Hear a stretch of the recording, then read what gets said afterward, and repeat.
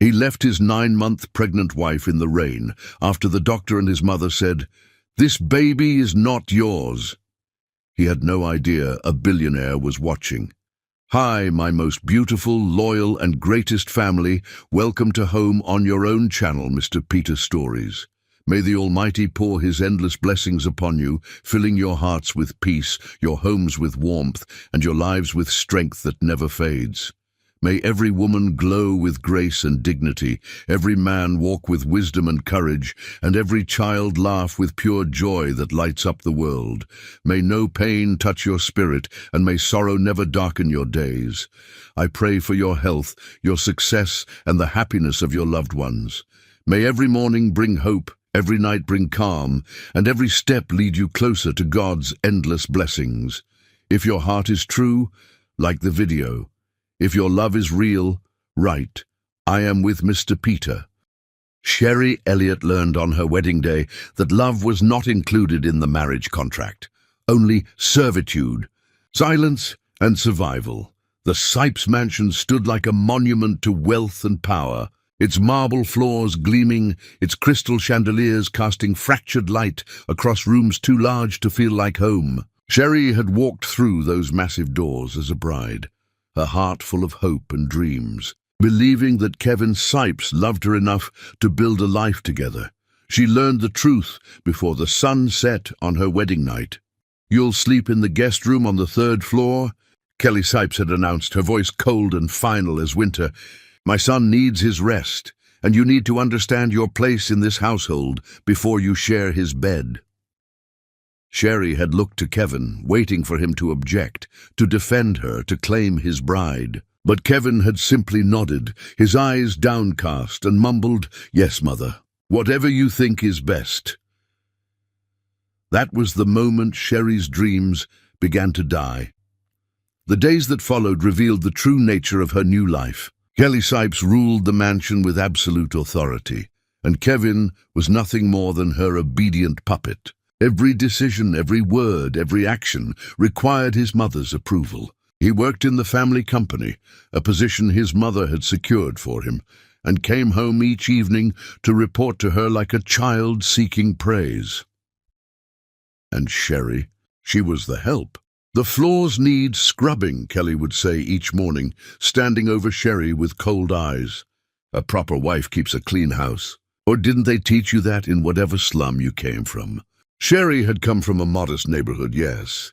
Her parents had passed when she was young, leaving her to work her way through life with dignity and kindness. She'd met Kevin at a charity event where she'd been volunteering, and he'd seemed different then, kind, attentive, interested in her thoughts and dreams, but that Kevin had disappeared the moment they'd signed the marriage certificate. This Kevin barely looked at her. This Kevin watched in silence while his mother heaped humiliation upon humiliation on his wife.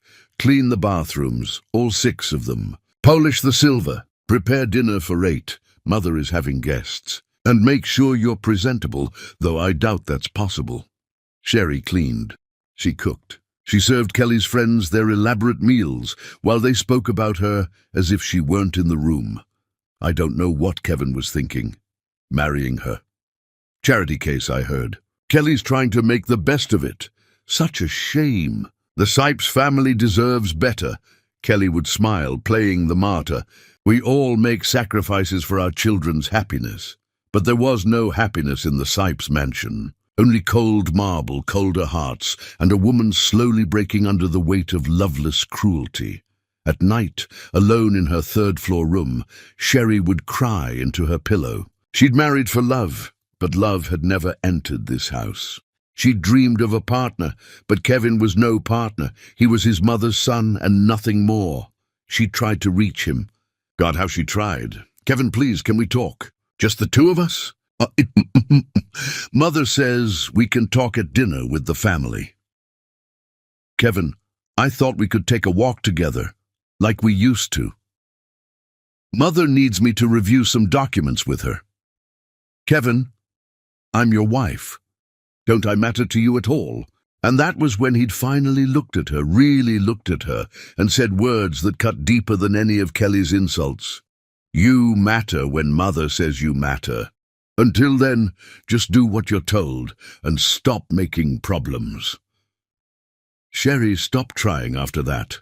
She performed her duties, kept her head down, and tried to survive each day. The mansion was a prison dressed in luxury, and she was serving a sentence with no end in sight.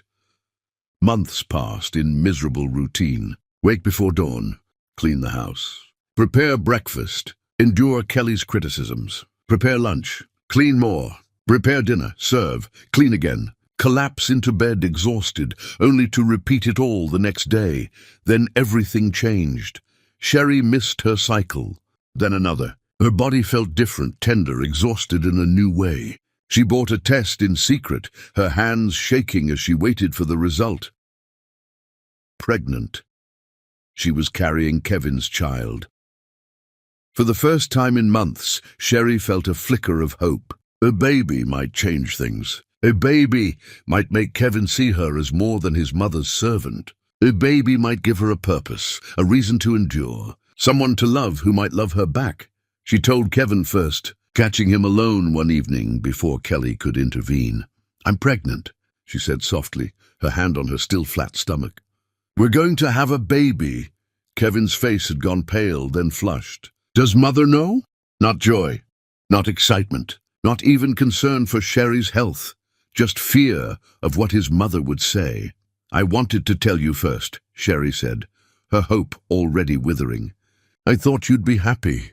We need to tell mother immediately." Kevin stood and Sherry saw his hands trembling. "She'll know what to do." They found Kelly in the sitting room, and Kevin delivered the news like a student reporting a bad grade. Kelly's reaction was immediate and terrifying. Her eyes went cold, calculating, and something darker flickered across her face, something that made Sherry's blood run cold. "Pregnant," Kelly repeated, her voice flat. "How convenient." "Convenient?" Sherry's voice shook. "This is your grandchild." "If it is." Kelly stood, circling Sherry like a predator. "We'll need to verify everything, of course. Make sure this child is actually a Sipes." "Mother, what are you saying?" Even Kevin looked shocked. "I'm saying your wife spent a lot of time alone before she trapped you into marriage. Who knows what she was doing, who she was seeing?" Kelly's smile was poisonous. "We'll get tests done. Make sure this baby is legitimate." "How dare you?" Sherry started, but Kelly cut her off. "How dare I? How dare you come into this house, live off our charity, and now claim to be carrying our heir?" Kelly's voice rose. "You'll do exactly as I say when I say it. And if this child is Kevin's, we'll decide what happens next. Not you." Sherry's hand went protectively to her stomach. "What do you mean, decide what happens?" But Kelly had already turned away, dismissing her. That night, alone in her room, Sherry heard voices drifting up from below. Kelly and Kevin talking in harsh whispers. She crept to the top of the stairs and listened, her heart pounding. "If it's a boy, we'll take the child and send her away," Kelly was saying. "A male heir belongs to the Sipes family, not some poor girl from nowhere who wormed her way into our lives." "Mother, we can't just take her baby. We can do whatever we want. This is our house, our family, our legacy. She's nothing, but what if it's a girl?" Kelly's laugh was cruel. "Then we'll make sure she regrets ever stepping foot in this house. No daughter from her bloodline will ever bear the Sipes name." Sherry fled back to her room, shaking with horror and fear. She was trapped, pregnant and trapped with people who saw her child as either property to steal or a punishment to inflict. She lay awake all night, one hand on her growing belly, whispering promises to the life inside her. "I'll protect you. Somehow I'll protect you. I won't let them hurt you." But even as she made those promises, Sherry had no idea how she would keep them. The next morning, Kelly's cruelty intensified. The cleaning duties doubled, the insults grew sharper, and Kevin, weak and spineless, watched it all happen without saying a word. Sherry endured because she had no choice. She endured because she had nowhere else to go. She endured because inside her a small life was growing, depending on her to survive. But late at night, when Kelly thought no one could hear, Sherry caught fragments of her mother-in-law's plans. Dark plans, cruel plans. Plans that made Sherry understand that whether she was carrying a boy or a girl, her baby's future was in terrible danger, and she was powerless to stop it. After months of humiliation, Sherry discovers she's pregnant, and Kelly's eyes flash with something darker than hatred when she hears the news. Chapter 2. The heir they never wanted, the pregnancy that should have brought joy instead brought a new level of torment that Sherry had not imagined possible. Kelly. Sipes watched her daughter-in-law's stomach swell with an intensity that bordered on obsession. But it wasn't the excited anticipation of a grandmother-to-be. It was the cold calculation of someone planning a hostile takeover. "You're getting fat," Kelly would say each morning, eyeing Sherry's growing belly with disgust. Pregnancy is no excuse for laziness. The floors still need scrubbing. Sherry, her back aching and her ankles swollen, would lower herself to her knees with a bucket and brush, cleaning the vast marble floors of the mansion while Kelly watched with satisfaction. A little manual labor might trigger an early delivery, Kelly had said once too quietly for Kevin to hear. Wouldn't that be unfortunate? The words had chilled Sherry to her core. Kevin remained blind to his mother's cruelty, or perhaps he simply chose not to see it. He'd retreated even further into Kelly's shadow, barely acknowledging Sherry's existence, except to echo whatever criticism his mother had voiced. "Mother says you're not eating properly. The baby needs nutrition. Mother says you shouldn't rest so much during the day. Mother says... Sherry wanted to scream that what the baby needed was a father who cared, a grandmother who wasn't plotting against her, a home that felt safe instead of hostile. But she held her tongue, conserving her energy for the life growing inside her. The doctor's appointments were particularly painful. Kelly insisted on attending every single one, sitting in the examination room with her arms crossed and her eyes sharp, scrutinizing every word the doctor said. Dr. Graham Smith was the Sipes family physician, a man who'd served them for years. He was professional but distant, and Sherry noticed how his eyes would flick to Kelly before answering any of Sherry's questions, as if seeking approval for his responses. "Everything looks healthy," he would say, but his tone was flat, perfunctory. "Baby is developing normally." "And the gender?" Kelly would press. "When can we determine the gender?" It was all Kelly cared about. Not Sherry's health, not the baby's well-being, just whether the child would be male or female. At home, the whispered conversations between Kelly and Kevin grew more frequent and more disturbing. Sherry, moving quietly through the mansion on her swollen feet, heard fragments that turned her blood to ice. A male heir would secure the family legacy, Kelly said one evening, her voice carrying through the partially open study door. But that woman cannot be allowed to raise a Sipes son. She'd poison him against us, fill his head with her poverty mentality. "What are you suggesting, Mother?" Kevin's voice was hesitant, uncertain. "I'm suggesting that if this child is a boy, we take custody. You divorce her, claim she's an unfit mother. We have the money, the lawyers, the influence. She has nothing. Who would believe her over us? And if it's a girl?" The pause that followed was heavy with menace. "If it's a girl," Kelly said slowly, "then this child has no value to the Sipes family. We make it clear to her that she and her daughter are unwelcome. We make her life so unbearable that she leaves on her own, taking her mistake with her." Sherry had pressed her hand to her mouth to stifle a sob, backing away from the door before they could discover her eavesdropping. She ran her hands over her stomach, feeling the baby move inside her, and whispered desperately, "Please be a boy. Please be a boy, and maybe they'll let me stay with you. Maybe if you're valuable to them, they'll let me be your mother." It was a terrible hope to pin on an unborn child, but Sherry had nothing else left. The ultrasound appointment arrived like a judgment day. Sherry lay on the examination table, the cold gel on her exposed belly, watching the screen with a mixture of hope and dread while Kelly stood at the foot of the bed, her eyes fixed on the monitor with predatory focus. Dr. Smith moved the wand slowly, studying the images. Baby looks healthy, good heartbeat, proper development. The gender, Kelly said impatiently. Tell us the gender. Dr. Smith adjusted the wand, looked closer, then smiled in that professional way doctors have when delivering news. Congratulations, it's a girl. The words hung in the air like a death sentence. Sherry felt her heart plummet, even as she tried to smile, tried to feel joy at knowing she was carrying a daughter. But all she could feel was terror, because she'd seen Kelly's face change the moment those words left the doctor's mouth. A girl, Kelly repeated, her voice devoid of emotion. I see. The ride home was silent, but the silence was suffocating. Kelly stared out the window, her mind clearly working through scenarios, making plans. Kevin drove with white knuckles, shooting nervous glances at his mother.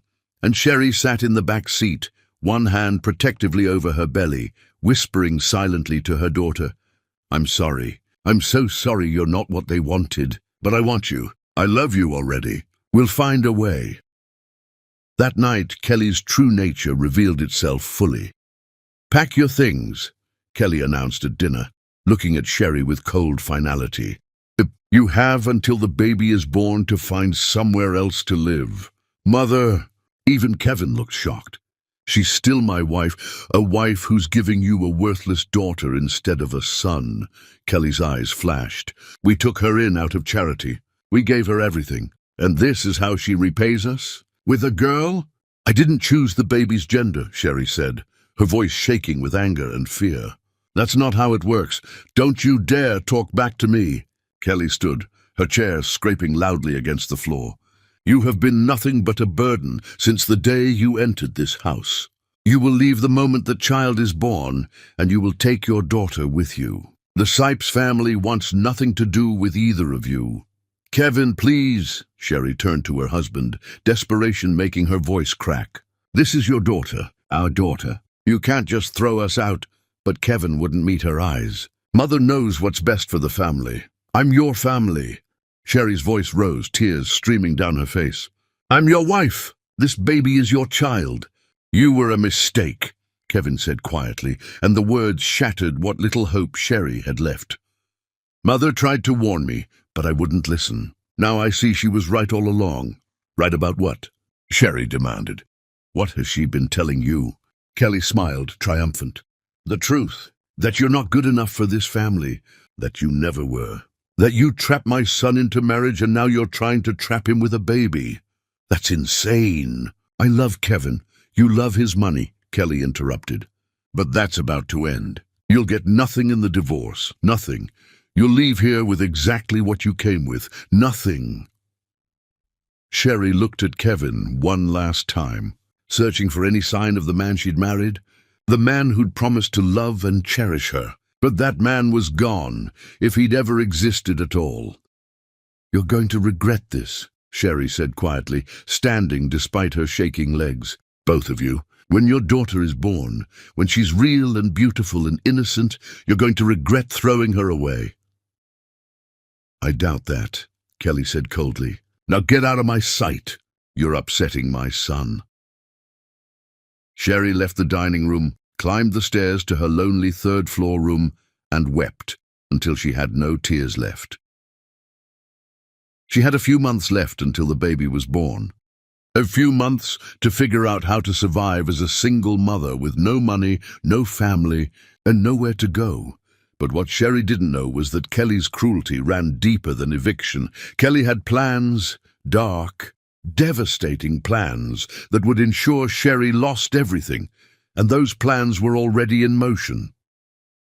At the ultrasound appointment, the technician smiles and says, "Congratulations, it's a girl," and Sherry sees Kelly's face twist into something truly evil. Chapter 3. The Doctor's Betrayal. Dr. Graham Smith sat in his modest home office, staring at the pile of bills spread across his desk, like accusatory fingers pointing at his failures. Gambling debts. That's what had brought him to this moment of moral collapse. It had started innocently enough, a poker game with friends, small stakes, just for fun. But Graham had discovered he liked the thrill, the rush of possibility that came with each hand dealt. He'd started visiting casinos, telling his wife he was working late. The small bets became larger ones. The occasional wins encouraged him to chase bigger victories, until the victories stopped coming and only the debts remained. He owed money to people who didn't accept excuses or payment plans, people who'd made it very clear what would happen if he didn't pay up soon. His medical practice barely covered his family's expenses. The debt was crushing him, threatening to destroy everything he'd built. He was desperate, which was exactly what Kelly Sipes had been counting on. The call had come on a Tuesday evening. "Dr. Smith, this is Kelly Sipes. I need to speak with you privately tomorrow. My estate. Come alone." Graham had felt a knot of anxiety form in his stomach. The Sipes family was wealthy and influential, his most prominent patients. He couldn't afford to offend them. So he'd gone. Kelly had received him in her private sitting room, a space dripping with old money and quiet power. She'd offered him tea, made small talk about his practice, and then, with surgical precision, cut straight to the matter at hand. "I know about your debts, Doctor." Graham's blood had run cold. "I don't know what you're talking about." "Please, don't insult my intelligence." Kelly had smiled, but it was the smile of a snake. "You owe a significant sum to some rather unsavory individuals. You're drowning, Dr. Smith, and I'm offering you a life preserver." She'd slid an envelope across the table. Graham had opened it with trembling hands. Inside was a check for an amount that would not only clear his debts, but leave him with enough to start fresh. "What do you want?" he'd asked, because money like this always came with strings attached. "A simple lie," Kelly had said, her voice casual as if discussing the weather. "My daughter-in-law is pregnant. When she comes in for her next appointment, I need you to tell my son, privately of course, that the baby is not his." "That's insane." "I can't." "You can. And you will." Kelly's eyes had hardened. "Or I'll make sure those people you owe money to know exactly where to find you. I'll make sure the medical board hears about your gambling problem. I'll make sure you lose everything. Your practice, your license, your family." Graham had stared at the check, at the solution to all his problems, and felt his integrity crumble like sand. "Why?" he'd asked weakly. "Why do you want to destroy your son's marriage? That's not your concern. Your concern is whether you want to save yourself and your family, or whether you want to lose everything over misplaced loyalty to a woman you barely know." It wasn't even a choice, really. Graham had a wife, children who depended on him. Sherry was just a patient, someone he'd seen a few times for routine prenatal care. She'd seemed nice enough, but she wasn't his responsibility. His family was. One lie, Kelly had said softly, seeing his resistance crumbling. One sentence, and all your problems disappear.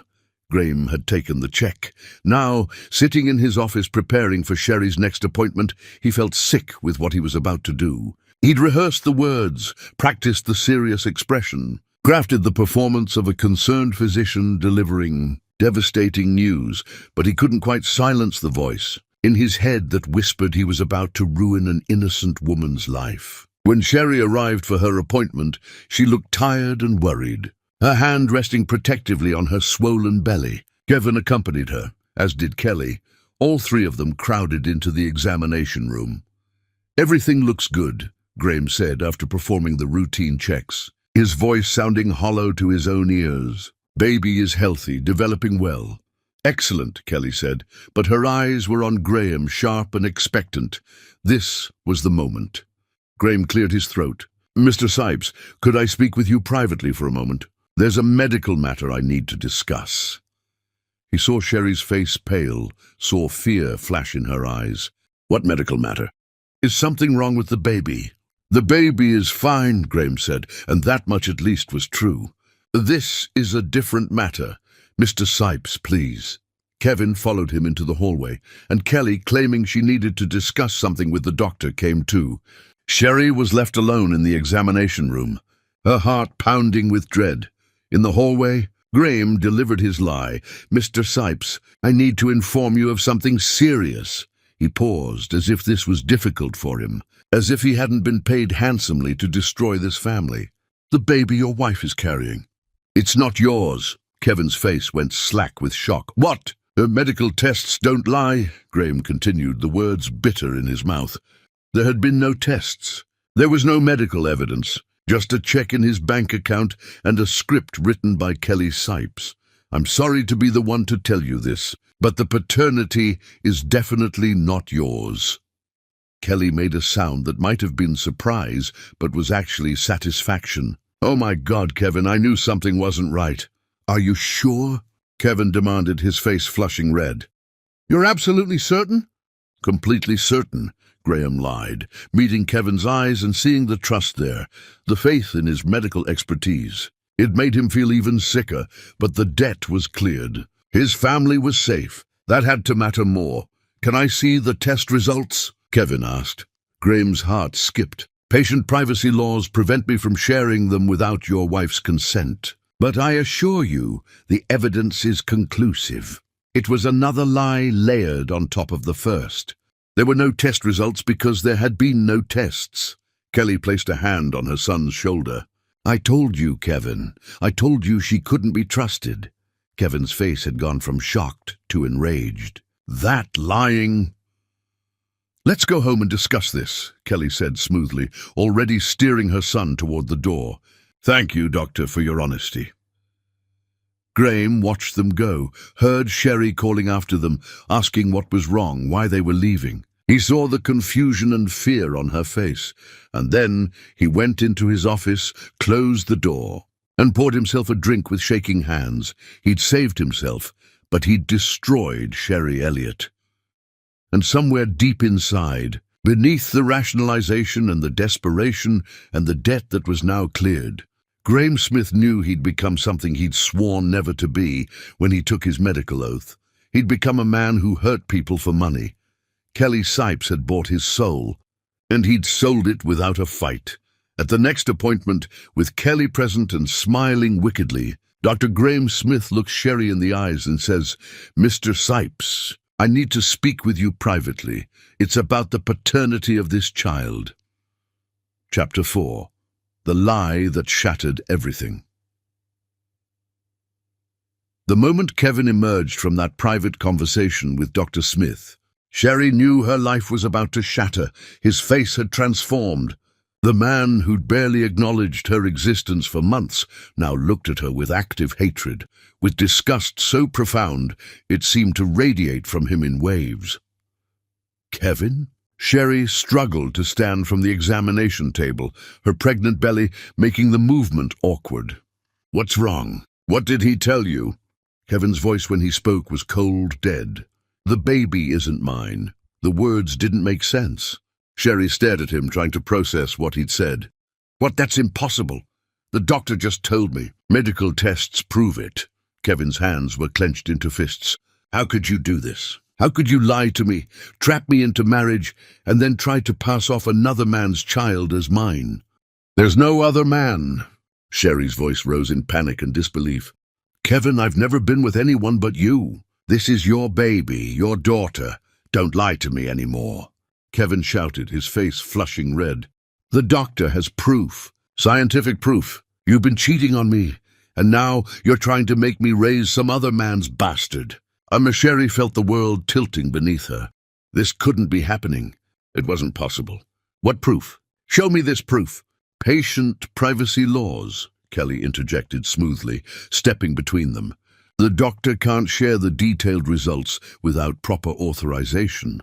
But he's been our family physician for years, Kevin. He has no reason to lie." "But I have every reason," Sherry demanded, looking at her mother-in-law with sudden clarity.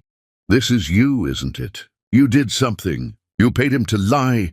Kelly's laugh was sharp and cruel. "Listen to her, Kevin. Even caught in her deception, she tries to blame others. This is what manipulation looks like." "I'm not lying." Sherry grabbed Kevin's arm, desperate to make him listen, to make him see reason. "Please, Kevin, think about this. When would I have been with another man? You know where I am every moment of every day. Your mother makes sure of that.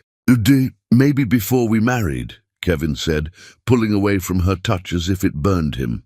Maybe you were already pregnant when you tricked me into marrying you. We've been married for nearly a full term. The timeline doesn't even make sense. Sherry was crying now, tears streaming down her face. Kevin, please, you're being irrational. I'm being irrational? Kevin's voice rose to a shout. You're the one who's been lying this entire time. Making a fool of me, making me think I was going to be a father. You're going to be a father. This is your child. But Kevin had already turned away, already chosen to believe the lie over the woman he'd married.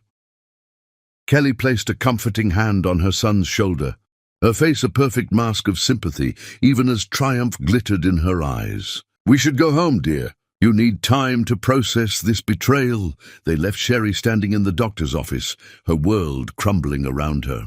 She tried to speak with Dr. Smith, demanded to know what tests he'd supposedly run, but he avoided her eyes and claimed patient confidentiality prevented him from discussing details. Sherry knew then, with horrible certainty, that Kelly had gotten to him somehow. But knowing it and proving it were two different things. The ride back to the mansion was a nightmare. Kevin drove in rigid silence, while Kelly sat in the passenger seat, occasionally making cutting remarks. I suppose we should have expected this. People like her, they see an opportunity and they take it. Mother, please, Kevin said, but his voice was weak. I'm just saying, we tried to give her a better life, and this is how she repays us, with deception and betrayal.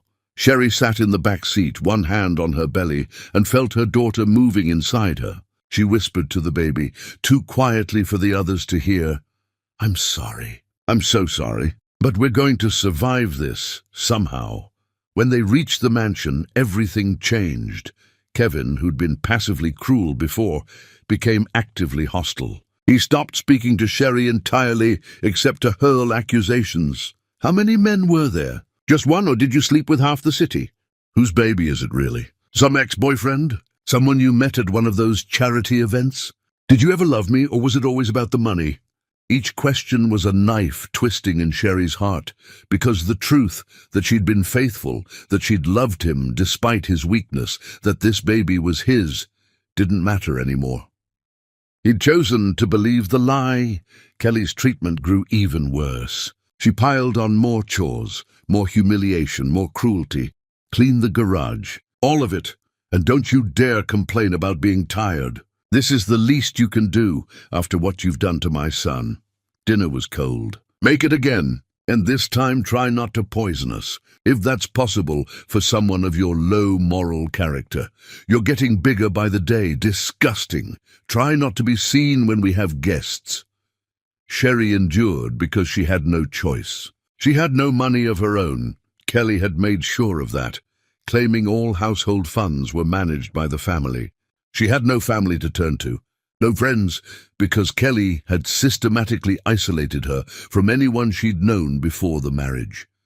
She was trapped in a mansion that felt like a tomb, carrying a child that everyone in the house had rejected before she was even born.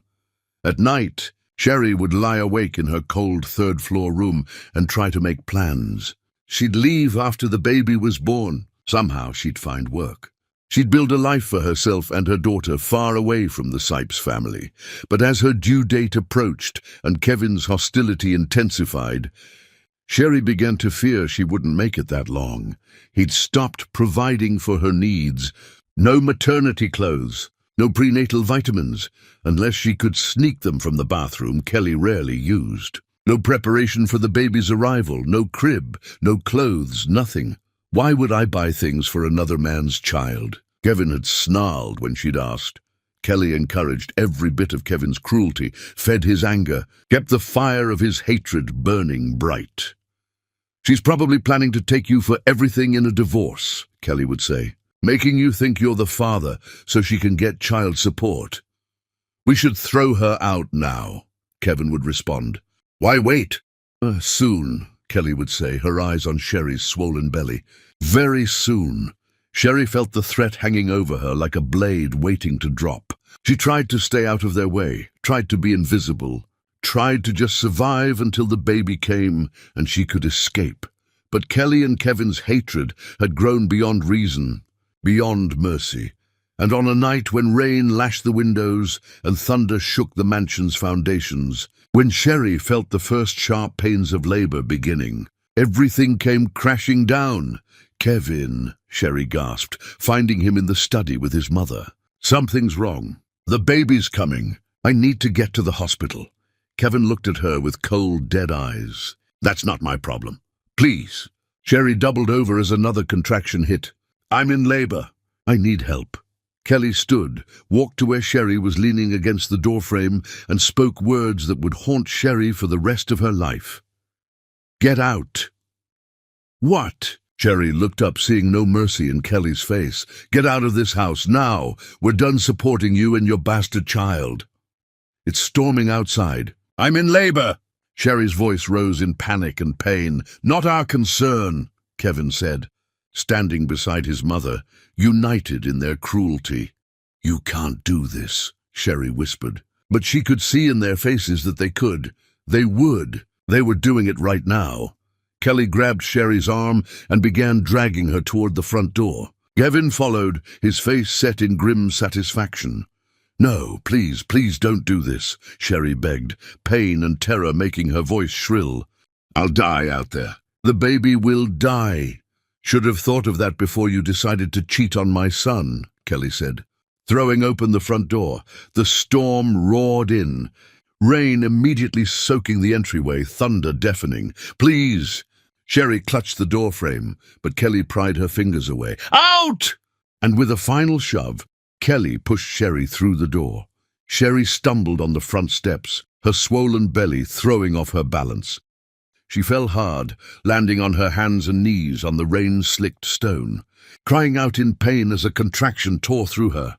Behind her, the heavy door slammed shut, locked.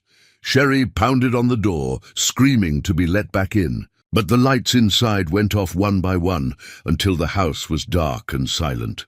She was alone in the storm, 9 months pregnant and in labor, with nowhere to go and no one to help her.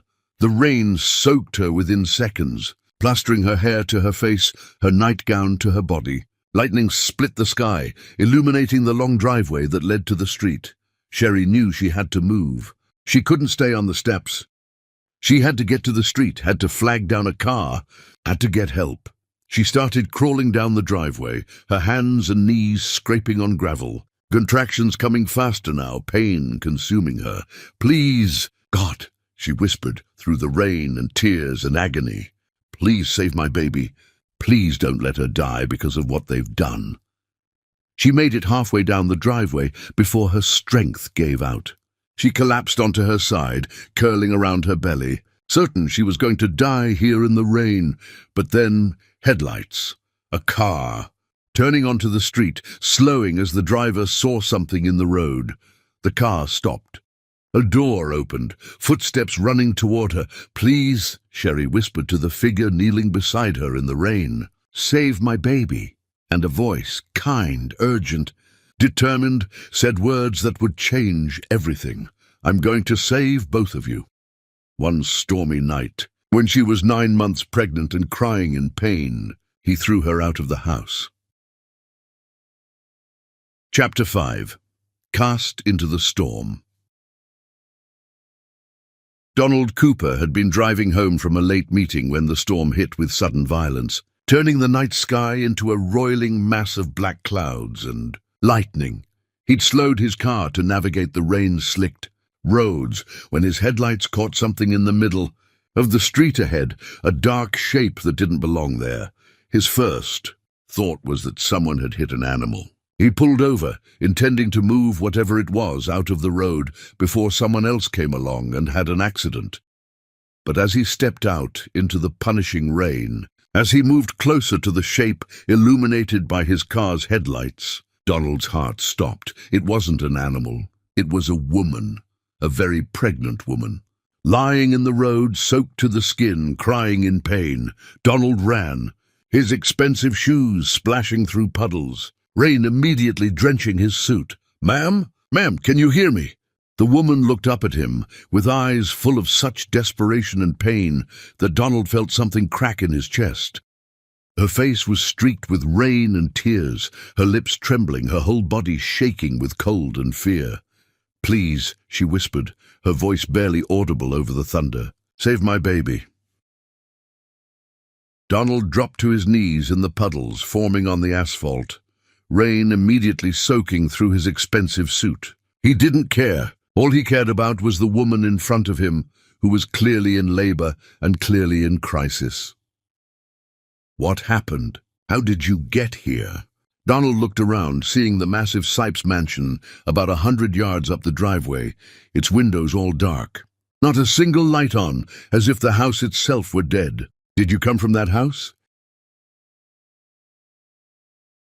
"They threw me out," the woman gasped, another contraction making her cry out in agony. Her hand clutched her swollen belly protectively. "My husband, his mother. They threw me out, into the storm. Said I was carrying a bastard. Said I deserved to die." Rage, white-hot and overwhelming, flooded through Donald. What kind of monsters threw out a pregnant woman in the middle of a storm? What kind of evil lived in that dark mansion that could do something so cruel, so heartless, so utterly devoid of humanity? But anger could wait. Right now, this woman needed help. "Okay, I'm going to get you to a hospital." "Can you stand?" Donald slipped his arms under her, preparing to lift her. "It hurts so much," she sobbed, her fingers digging into his arm. "I think the baby's coming now. I fell on the steps when she pushed me. What if I hurt my baby? What if—" "Not in the middle of the road, she's not."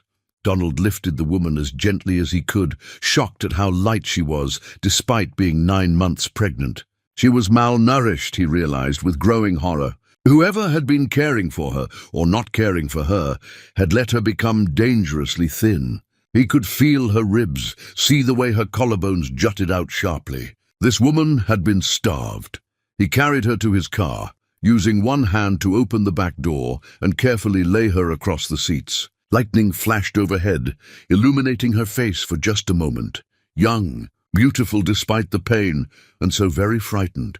He shrugged off his suit jacket and covered her shaking body with it, knowing it wasn't nearly enough, but it was all he had. "Hold on," he said, looking into her eyes, beautiful eyes, even swollen with tears. "I'm going to get you help. What's your name?" "Sherry," she managed between contractions, her teeth chattering. "Sherry Elliott." "Sherry, I'm Donald Cooper, and I promise you, I'm not going to let anything happen to you or your baby."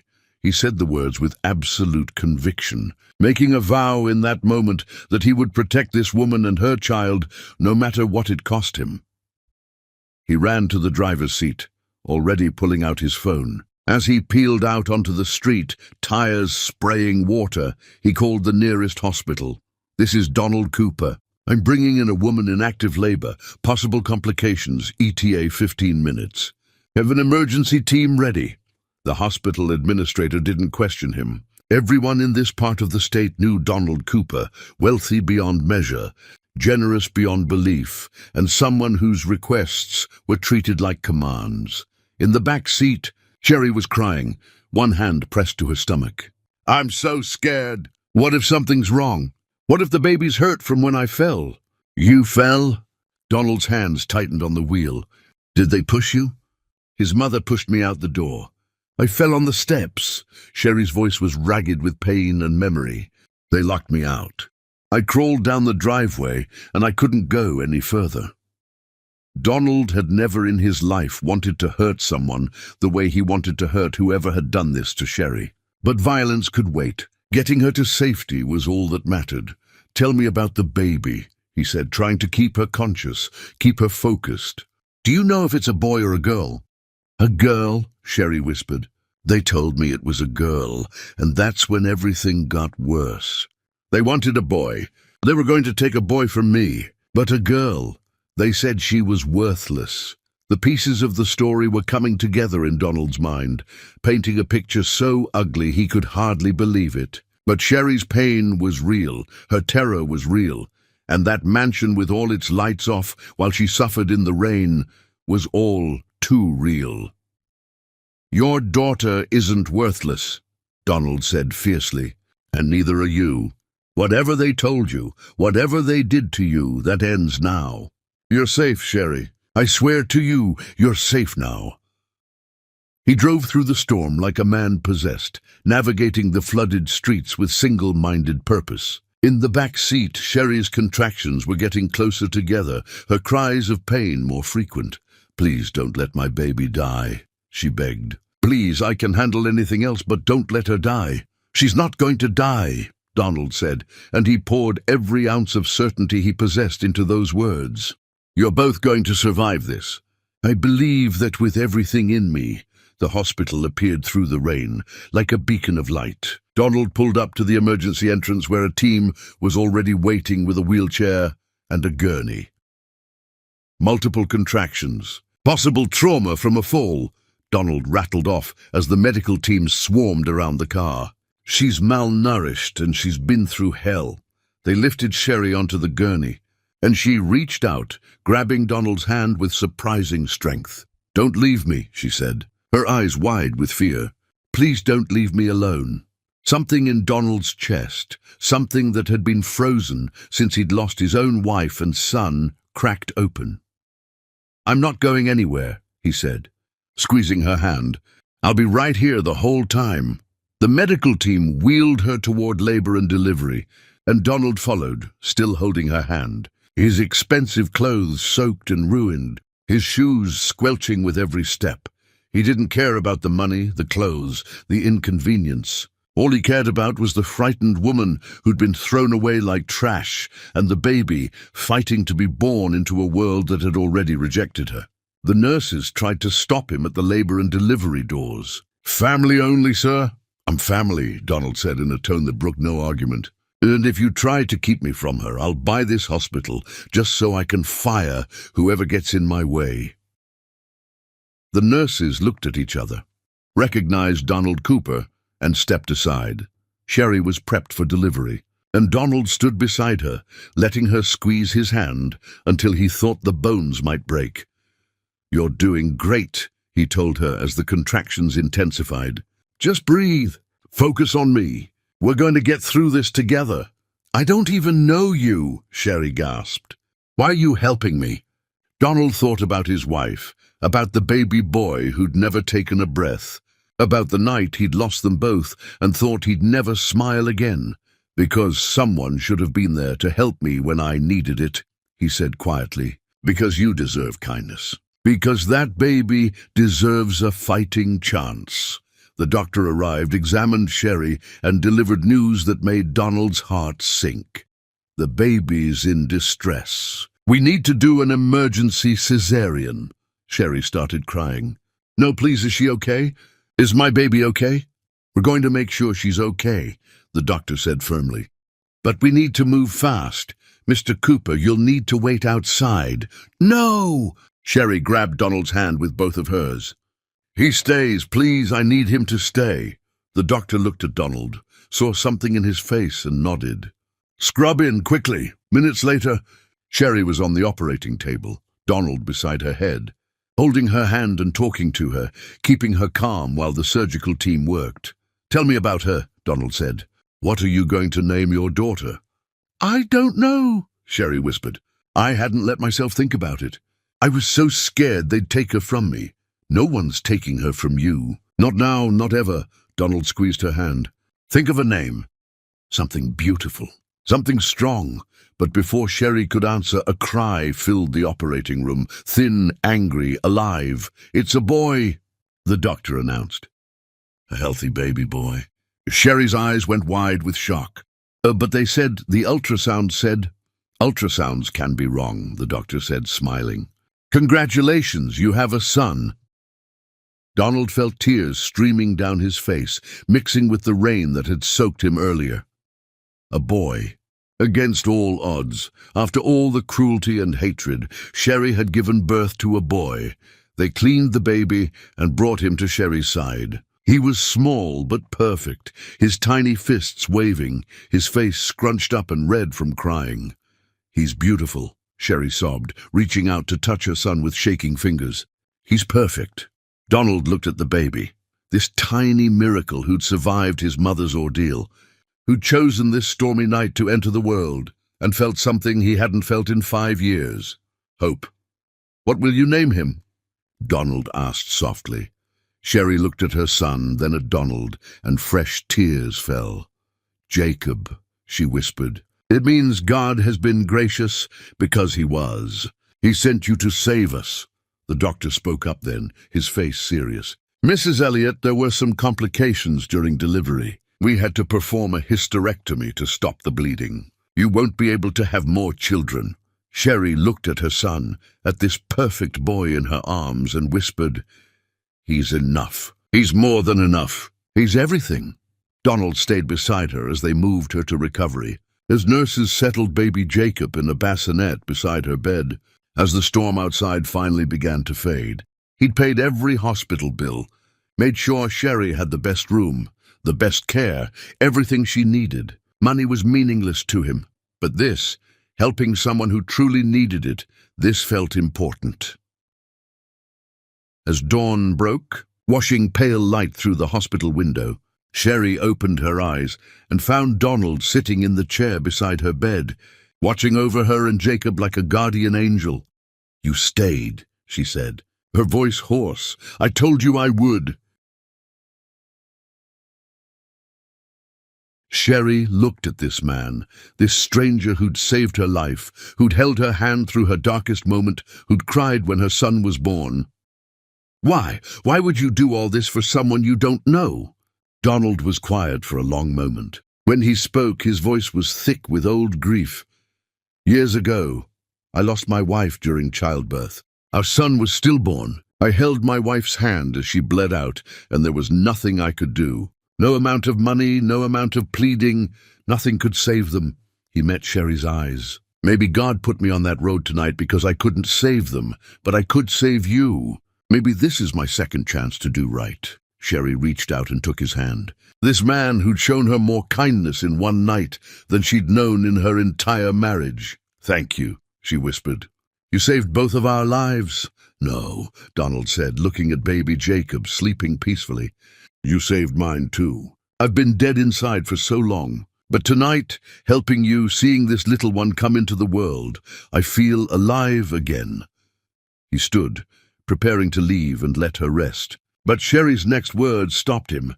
Where will we go? When they discharge us? I have nothing. No home, no money, nowhere to take my son. Donald smiled, the first real smile he'd felt in years. You'll come home with me, he said simply. Both of you. I have more than enough space, more than enough resources. You and Jacob will want for nothing, I promise you that. I can't ask you to. You're not asking. I'm offering. Donald's voice was gentle but firm. Sherry, you've been through something no one should ever endure. Let me help you rebuild. No strings attached, no obligations. Just help from someone who knows what it's like to lose everything. Sherry looked at her son, at this tiny life depending on her, and knew she had no other options. But more than that, she felt in her soul that this man was safe, was good, was sent by God himself. Okay, she whispered. Thank you. For everything. Donald nodded and finally headed toward the door to let her rest. But he paused, turning back one more time. Sherry? That mansion where they threw you out, who owns it? The Sipes family. Kevin Sipes and his mother Kelly. Donald's eyes hardened, and Sherry saw steel beneath the kindness. They're going to regret what they did to you. I promise you that. And Donald Cooper was a man who kept his promises. A passing billionaire sitting in his car saw the shocking scene and rushed toward her. Chapter 6. The Billionaire's Grace. The Cooper estate was nothing like the Sipes mansion. Where the Sipes home had been cold marble and hard edges, sharp with judgment and cruelty, Donald's home was warm wood and soft light, filled with the kind of comfort that came from someone who understood what it meant to need shelter from the storms of life. When Donald brought Sherry and baby Jacob home from the hospital, he gave them the entire west wing, a suite of rooms with a bedroom, sitting area, private bathroom, and nursery that had been prepared while they were still in the hospital. I had my staff set everything up, Donald explained as Sherry stood in the doorway, overwhelmed. If there's anything you need, anything at all, just tell me. The nursery was perfect, a crib with soft bedding, a rocking chair by the window, shelves stocked with diapers, clothes, everything a newborn could possibly need. On the dresser sat a silver frame with the quote, "Every child is a gift from God." Sherry burst into tears. "Hey, what's wrong?" Donald was immediately concerned. "If you don't like the setup, we can change it. No one's ever been this kind to me," Sherry sobbed, holding Jacob close. "Not once in my entire life has anyone treated me like I mattered, like I deserved good things." Donald felt his heart break for this woman who'd been so beaten down by cruelty that simple kindness made her cry. "You do matter, Sherry. You and Jacob both matter. And from now on, you're going to be treated the way you should have been treated all along. With respect, with care, with dignity." He gave her space to settle in. But over the coming days, Donald found himself drawn to the West Wing more and more often.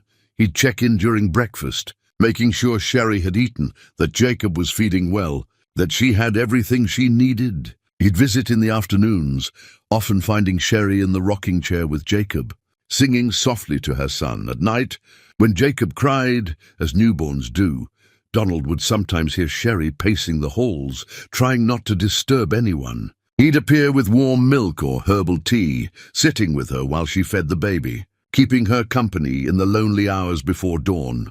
"You don't have to do this," Sherry said one night, exhausted and grateful. "You've already done so much." "I want to," Donald said simply. "Besides, it's been a long time since this house felt like a home instead of a mausoleum. You and Jacob are bringing life back to it." Slowly, carefully, Sherry began to heal.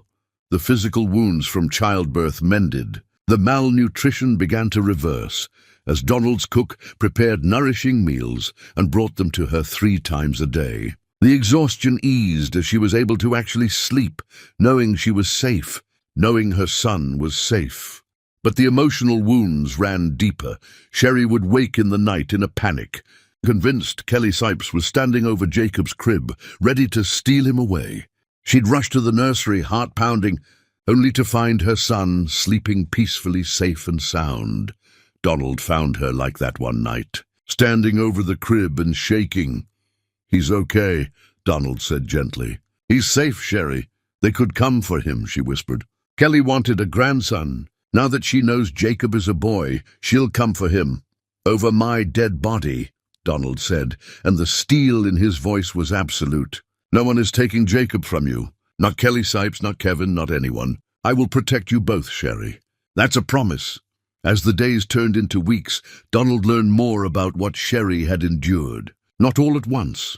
The story came out in pieces, late at night, when Jacob was sleeping and the house was quiet, when Sherry felt safe enough to remember.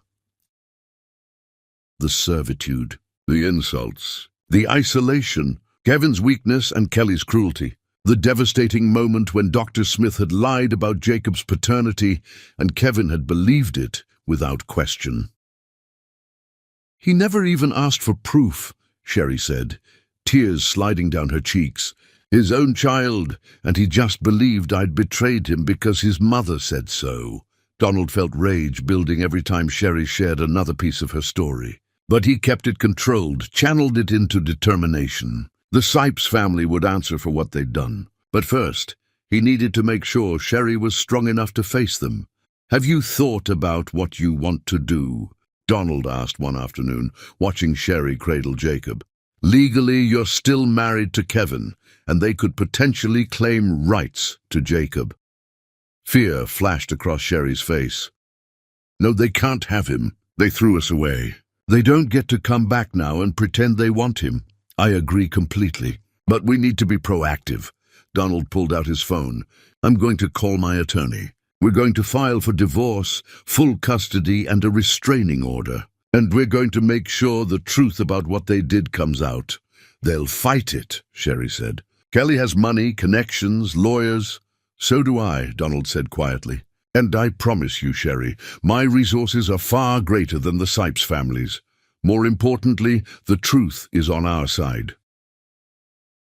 Over the following weeks, Donald's legal team went to work. They gathered evidence, hospital records showing Sherry's malnourishment and injuries, witness statements from hospital staff who'd seen her condition when she arrived, weather reports proving the severity of the storm the night she was thrown out.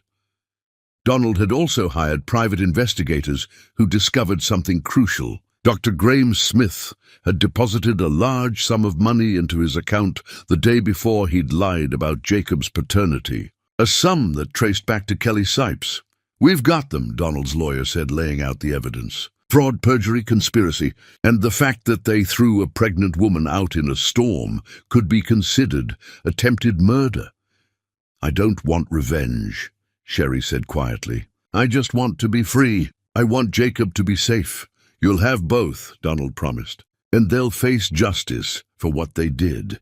But news had a way of spreading, especially in their social circles, and within weeks, word had reached the Sipes mansion. Sherry Elliott had given birth to a healthy baby boy. The reaction was immediate and predictable. Kelly Sipes, who'd been content to let Sherry disappear into obscurity with a worthless daughter, suddenly wanted her grandson, a male heir to carry on the Sipes name, exactly what she'd planned for all along. Kevin, weak as ever, was easily manipulated into believing that he'd been robbed of his son, that Donald Cooper had kidnapped his wife and stolen his child. They hired lawyers. They filed motions. They demanded custody, claiming Sherry was an unfit mother who'd abandoned her husband, that Donald had coerced her, that the baby belonged with the Sipes family. When the legal papers arrived at the Cooper estate, Sherry had a full panic attack. She held Jacob and sobbed, certain she was going to lose her son, certain the courts would side with the wealthy, established Sipes family over a poor, abandoned wife. But Donald held her, let her cry, and then lifted her chin so she had to look at him. "Listen to me. They're not going to win. I won't let them. Every lie they've told, every cruelty they've inflicted, it's all going to come out in court. The truth will win, Sherry. They believe that. How can you be so sure?" Donald thought about his wife, about the son he'd lost, about the 5 years he'd spent drowning in grief and regret. "Because I've seen what happens when good people do nothing. I've seen what happens when evil goes unchallenged." His voice was fierce, determined. "But I also believe in justice, in truth, in protecting the innocent. And you and Jacob are innocent. What they did to you was evil. And I'm not going to let evil win. Not this time." Sherry looked at this man who'd saved her life, who'd given her a home, who'd protected her and her son without asking for anything in return. And she saw something in his eyes that she'd never seen in Kevin's. Strength born, not of cruelty, but of conviction. "Why are you doing all this?" she asked. "Really?" Donald was quiet for a moment, then spoke with raw honesty. "Because when I lost my wife and son, I felt like I'd failed them. Like my money and my power meant nothing if I couldn't save the people I loved most. I've been living in that failure for 5 years, punishing myself, shutting out the world." He looked at Jacob sleeping in Sherry's arms. "But that night I found you in the storm. I realized God was giving me another chance. Not to replace what I lost. Nothing could ever replace them. But to do right by someone who needed help. To use my resources to protect instead of to grieve. You and Jacob gave me purpose again, Sherry. Let me return the favor." Sherry felt something shift in her chest. Something warm and terrifying and hopeful all at once. "I don't know how to thank you," she whispered. "You don't have to thank me. Just heal, get strong. And when we face the Sipes family in court, you stand tall and tell the truth. That's all I ask." "And after?" Sherry asked. "After the court case, after the divorce, what happens then?" Donald met her eyes, and she saw something there that made her breath catch. Not pity, not obligation, but something deeper, something real. "Then you build a life," he said simply. "For you and Jacob, whatever that looks like, wherever it leads. I'll help however I can." "And you?" Sherry's heart was pounding. "What will you do?" Donald smiled, and it was the first time Sherry had seen him look truly at peace. I'll keep doing what I'm doing now, taking care of the people who matter to me. And Sherry? He reached out and gently touched Jacob's tiny hand. You and Jacob matter to me. More than I expected, more than I can quite explain. But you do. Before Sherry could respond, before she could examine the feelings blooming in her own chest, Donald's phone rang. He answered, listened, and his expression darkened. When? A pause. I see. Thank you. He hung up and looked at Sherry with grim determination. The Sipes family has gone to the police. They're filing charges, claiming I kidnapped you and Jacob, that I'm holding you against your will. Sherry felt the blood drain from her face. That's insane. It's also calculated. They're trying to paint themselves as the victims, trying to get public sympathy before this goes to court. Donald's jaw was tight. They've even contacted the media. This is about to become very public, very messy. I'm so sorry, Sherry said, tears falling. This is all my fault. I've brought nothing but trouble. Stop. Donald's voice was firm but kind. This is not your fault. This is them showing their true colors. And you know what? I welcome it. Let them go to the police. Let them talk to the media. Because everything they say, every lie they tell, is going to be exposed in court. They're digging their own graves. Are you sure? Sherry's voice was small, frightened. Donald knelt in front of her, his eyes blazing with determination. I've never been more sure of anything. We're going to face them, Sherry. And we're going to win. Together. As Donald made calls to his lawyers, as he prepared for the storm of accusations and lies that was about to descend, Sherry held her son and felt something she hadn't felt in a very long time. Hope and something else. Something she was afraid to name but couldn't quite deny. The beginning of trust. The first fragile shoots of affection for the man who'd saved her life and asked for nothing in return. The battle was coming, but for the first time since she'd married Kevin Sipes, Sherry felt like she had someone truly fighting on her side. News spread quickly that she had given birth to a son, not a girl. Chapter 7. Sanctuary. The news vans arrived at the Cooper estate gates on a grey morning when Jacob was just weeks old. Sherry was in the nursery, feeding her son, when she heard the commotion outside, shouting reporters, camera crews, the aggressive churn of a media circus descending. Donald appeared in the doorway, his face grim. Don't go near the windows, he said. And don't worry, security won't let them pass the gates. But even from inside, Sherry could hear the questions being shouted. Mr. Cooper, did you kidnap Sherry Elliott? Is it true you're holding a newborn baby against his father's wishes? Mr. Cooper, what's your relationship with Mrs. Sipes? Sherry felt sick. They're calling me Mrs. Sipes, like I still belong to him. You don't belong to anyone except yourself, Donald said firmly. And soon, the whole world will know the truth. The truth, as it turned out, was about to become very public. Kelly and Kevin Sipes had orchestrated a masterful public relations campaign. They'd gone on local news, eyes red from manufactured tears, describing how their troubled daughter-in-law had fallen under the influence of a wealthy man who'd taken advantage of her vulnerable state. We just want our grandson back, Kelly said to the cameras, dabbing at dry eyes. We want our family reunited. My son has been devastated by this separation. Kevin, standing beside his mother like an obedient shadow, nodded along. I love my wife and my son. I just want them to come home. It was a performance worthy of an award, except every word was a lie. Donald's lawyers had advised against engaging with the media directly, but Donald knew that silence would be interpreted as guilt. So he called a press conference of his own. Sherry watched from the house as Donald stood on the estate's front steps, cameras rolling, reporters pressing forward with microphones and questions. I'm going to make a brief statement, and I won't be taking questions at this time, Donald said, his voice carrying the authority of someone used to being heard.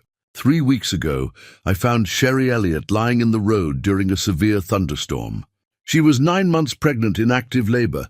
and had been thrown out of her home by her husband and mother-in-law. A murmur went through the crowd of reporters. I brought her to the hospital, where she safely delivered a healthy baby boy. Since then, Mrs. Elliot and her son have been guests in my home, recovering from their ordeal. She is here of her own free will. She is not being held against her will. She is simply a woman who needed help, and I provided it. What about the kidnapping charges? A reporter shouted. There was no kidnapping. Mrs. Elliot will testify to that in court, as will medical staff who treated her injuries from being thrown out of her home during a storm. Donald's eyes were hard. The real question isn't why I helped her. The real question is why a pregnant woman was thrown into a storm in the first place. Another reporter called out, Mr. Sipes claims the baby isn't his. Is that why his wife left? Mr. Sipes was told a lie by a corrupt doctor who was paid to destroy his marriage. Medical records will prove that Jacob is indeed his biological son, but Mr. Sipes chose to believe that lie and used it as an excuse to abuse his pregnant wife. Donald's voice was sharp, cutting. This isn't a story about kidnapping. This is a story about domestic abuse, fraud, and the attempted murder of a pregnant woman and her unborn child. The press conference exploded with questions, but Donald simply turned and walked back into his home, leaving the reporters to process what he'd just revealed. Inside, Sherry was crying. He defended me, she said to Donald's housekeeper, Margaret, who'd been keeping her company. He stood up there and told the truth. Mr. Cooper is a good man, Margaret said kindly. Best I've ever worked for. When he believes in something, he doesn't back down. Donald found Sherry in the sitting room, holding Jacob and watching the press conference replay on the television. You shouldn't watch that, he said gently. It'll just upset you. You called what they did attempted murder. Sherry looked up at him with wide eyes. Do you really believe that? What else would you call throwing a pregnant woman out in a storm? Donald's voice was tight with controlled anger. They didn't care if you lived or died, Sherry. They just wanted you gone. Sherry knew he was right, but hearing it said so starkly made the horror of it fresh again. What happens now? She asked. Now we prepare for court. My lawyers have compiled all the evidence. We've got hospital records, weather reports, witness statements from the medical staff who treated you. We've also found the bank records showing Kelly's payment to Dr. Smith. Will that be enough? Donald sat beside her, careful not to disturb the sleeping baby. It'll be enough. But Sherry, I need to prepare you. It's going to be ugly. They're going to try to destroy your character, make you look like the villain. Can you handle that? Sherry thought about everything she'd already survived, the abuse, the humiliation, the terror of being thrown out in the storm. She'd survived all of that. She could survive a courtroom. I can handle it, she said, her voice stronger than she felt. For Jacob, I can handle anything. Good, Donald smiled, because we're not just defending you in this case. We're going to make sure the truth about the Sipes family comes out. Every lie, every act of cruelty, everything. By the time we're done, the whole world will know what kind of people they really are. Over the following weeks, Sherry and Donald worked with his legal team to prepare her testimony. They went over every detail of her marriage, painful, humiliating details that Sherry had tried to forget. The first time Kelly called her garbage from the slums. The way Kevin had stopped defending her, stopped seeing her as his wife, until she was just another servant in his mother's house. The night she'd overheard Kelly's plan to take any male child and dispose of any female one. Dr. Smith's lie, and Kevin's immediate, unquestioning belief in it, the months of escalating abuse as her pregnancy progressed, and finally, the terrible night, the storm, the shove, the door slamming in her face, the crawl down the driveway, convinced she was going to die. Every time Sherry recounted these memories, she cried. And every time Donald was there, offering tissues, offering comfort, offering the steady presence of someone who believed her, who validated her pain. "You're incredibly strong," he told her one evening after a particularly difficult preparation session. "Stronger than you know." "I don't feel strong," Sherry admitted. "I feel broken." "You're not broken. You're wounded, which is different. Wounds heal." Donald's voice was gentle. "And I'm going to make sure you have all the time and support you need to heal." Sherry looked at this man who'd given her everything and asked for nothing, and felt her heart do something she'd sworn it would never do again. It opened, not all the way, not recklessly, but enough to let in the possibility that maybe someday she could trust again, could love again, could believe in goodness again. "Donald," she said softly. "Yes? Why are you really doing all this? And don't say it's just about second chances or redemption. There's something more, isn't there?" Donald was quiet for a long moment, looking at Jacob sleeping in his bassinet, then back at Sherry. "When I lost my wife and son, I thought my life was over. I shut down, shut everyone out, went through the motions of living without actually being alive."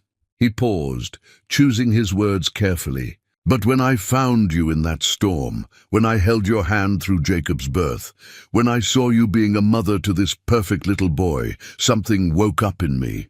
Something I thought was dead." "What?" Sherry's heart was pounding. "Hope," Donald said simply. "Hope that good things can still happen, that I can still make a difference, that maybe I deserve a second chance at happiness." He met her eyes. "You gave me that, Sherry.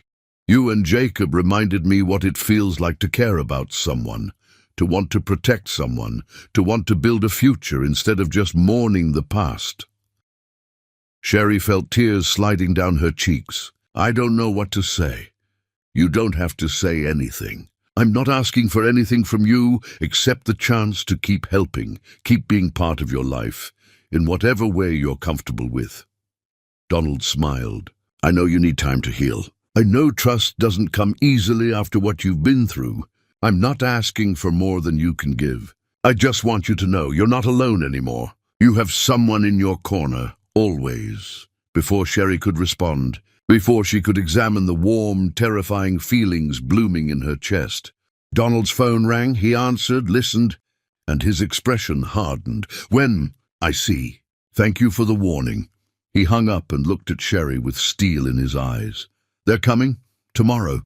Kelly and Kevin are coming here with their lawyers and police, demanding to see Jacob." Terror flooded through Sherry. "They can't!" "They can't take him." "They won't," Donald said firmly. "The police can't force you to hand over your child without a court order, which they don't have. But they can demand to see that you're here willingly, that Jacob is safe."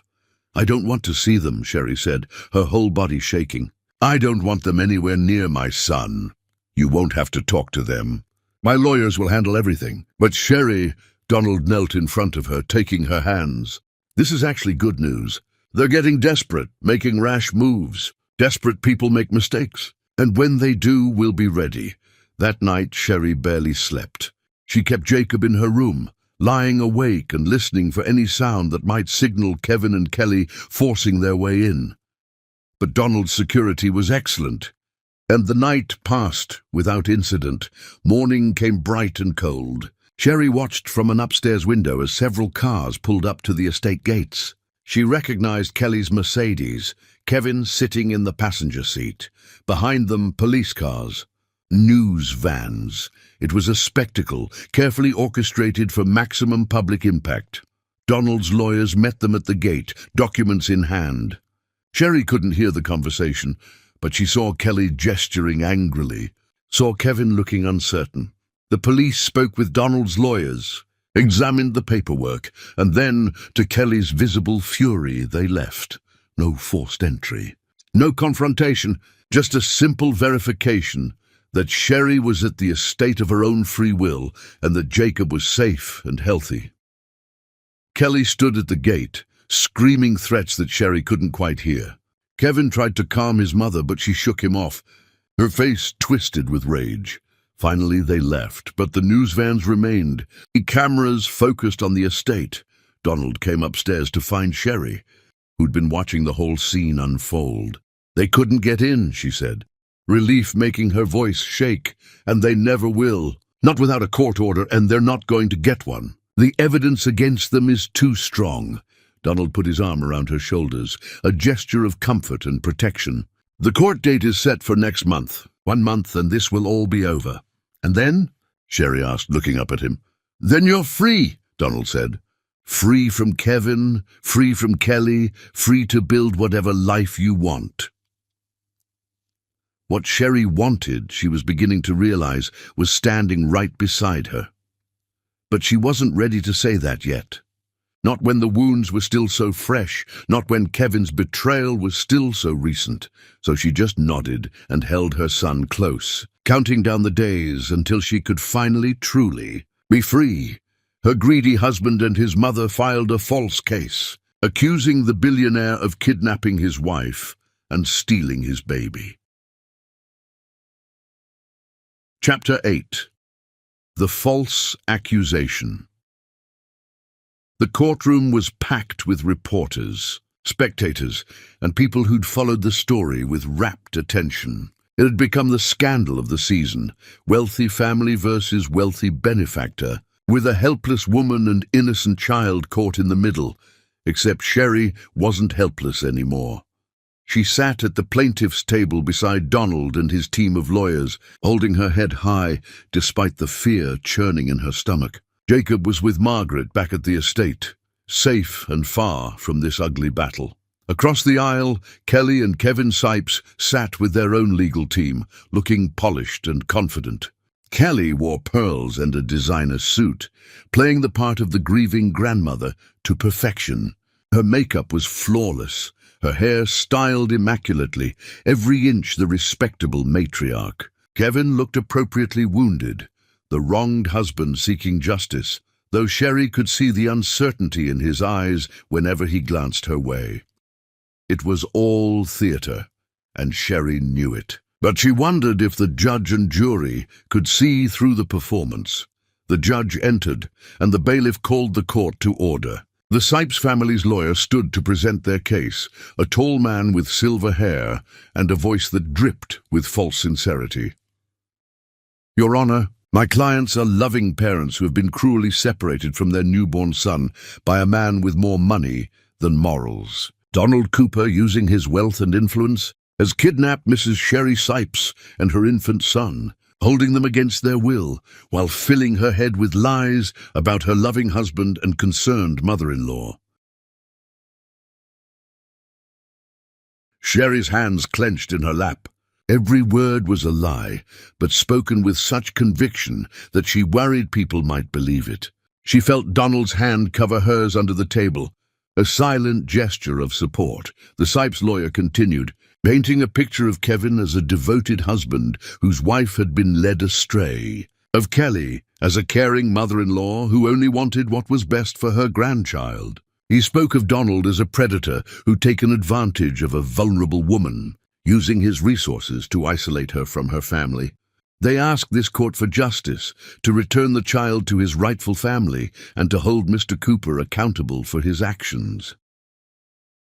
When it was Donald's lawyer's turn, the truth began to emerge. Your Honor, we have evidence that will prove every claim made by the Sipes family is not only false, but maliciously so. This is not a case of kidnapping. This is a case of a woman escaping domestic abuse and finding refuge with someone brave enough to help her. The lawyer presented hospital records first. Sherry's condition when she arrived, malnourished and injured in active labor. The photos made several people in the courtroom gasp. Bruises on her arms, her skeletal frame despite being pregnant. The clear signs of long-term neglect and abuse. Medical testimony from the doctors and nurses who treated her came next, describing her terror and desperation, the way she'd begged them not to send her back to the Sipes mansion. Then came the weather reports from that night, showing the severity of the storm, wind speeds that had knocked down trees, rainfall totals that had flooded streets, lightning strikes that had caused power outages across the region. Visual evidence that no one would willingly be outside in such conditions unless forced. Donald's lawyer called witness after witness, building a timeline of abuse and cruelty that made Several people in the courtroom gasp, and one woman in the gallery start crying openly. But the nuclear bomb came when they called Dr. Graham Smith to the stand. The doctor looked terrible, thin, pale, haunted. He'd already lost his medical license in a preliminary hearing, his reputation destroyed. Now he was here to tell the truth he should have told months ago. His hands shook as he was sworn in. "Dr. Smith," Donald's lawyer began, his voice calm but sharp, "did you ever conduct paternity testing on the child Sherry Elliott was carrying?" No," Graham said quietly, his voice barely audible. "No, I did not. And yet you told Kevin Sipes that the child was not his. Why?" The courtroom went silent, every person leaning forward to hear the answer. Graham looked at Kelly Sipes, saw no mercy in her eyes, saw only cold calculation and threat, and made his choice, because Kelly Sipes paid me to lie. She deposited a large sum of money into my account, enough to cover my gambling debts, in exchange for telling her son that his wife had been unfaithful and the baby wasn't his. The courtroom erupted. Reporters typed frantically, spectators gasped and whispered. The judge banged his gavel for order, while Kelly's face remained frozen in a mask of composure that was starting to crack at the edges. Kevin's face had gone white as paper. He turned to his mother, confusion and dawning horror in his eyes. "Mother, is that true?" Kelly's mask finally cracked. "It doesn't matter now. The child is—" "It matters!" Kevin's voice rose, shaking with emotion. "You paid someone to lie? To destroy my marriage? You made me throw out my pregnant wife based on a lie. I was protecting you." Kelly hissed, her composure shattering completely. "That woman was beneath you. She would have ruined everything. She was trash, Kevin, and I wasn't going to let her pollute our family line." The judge banged his gavel again. "Order! Mrs. Sipes, you will have your opportunity to speak when called to testify." Donald's lawyer produced bank records showing the transfer from Kelly to Graham, phone records showing multiple calls between them before the fake diagnosis, a paper trail of corruption that was impossible to deny. Then came the security footage, grainy but damning. The Sipes mansion's own cameras had captured the moment Kelly shoved Sherry out the door and into the storm. The audio was muffled, but Sherry's pleas could be heard, along with Kelly's cold dismissal. Several people in the courtroom were crying now, seeing the pregnant woman thrown into the storm, watching her fall on the steps, hearing her desperate cries for help. Kevin Sipes looked like he might be sick. When it was Sherry's turn to testify, she walked to the stand with trembling legs but a steady voice. Donald's lawyer led her through her story, how she'd met Kevin, the hope she'd had for their marriage, the reality of life under Kelly's control. "Tell the court about the night you were forced to leave," the lawyer said gently. Sherry took a breath and spoke, her voice clear despite the tears on her face. "I was in labor. I went to Kevin and told him I needed to get to a hospital.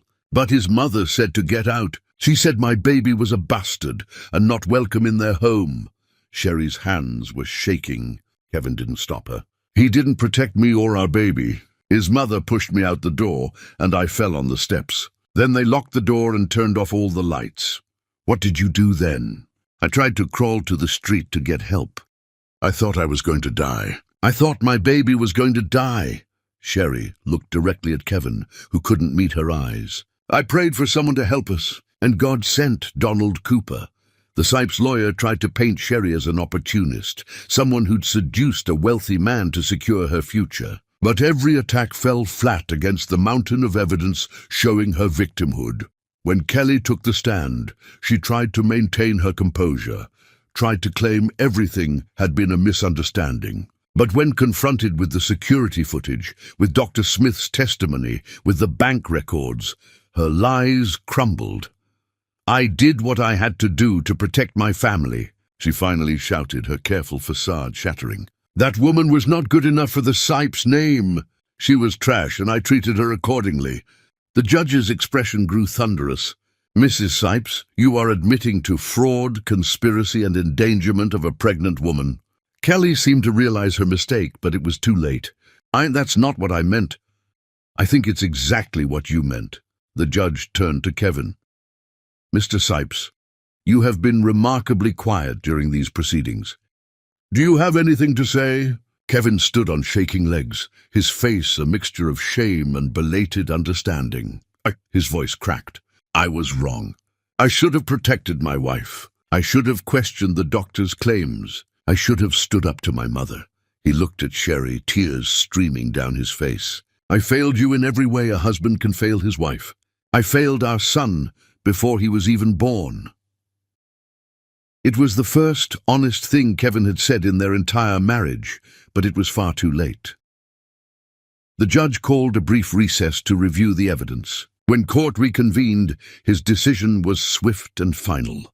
I have reviewed all the evidence presented, and I am appalled by what I've seen. This court finds that Sherry Elliott was subjected to systematic abuse, fraud, and endangerment by the Sipes family. The claim of kidnapping is not only false, but malicious, designed to cover up their own crimes. Kelly started to object, but the judge silenced her with a look.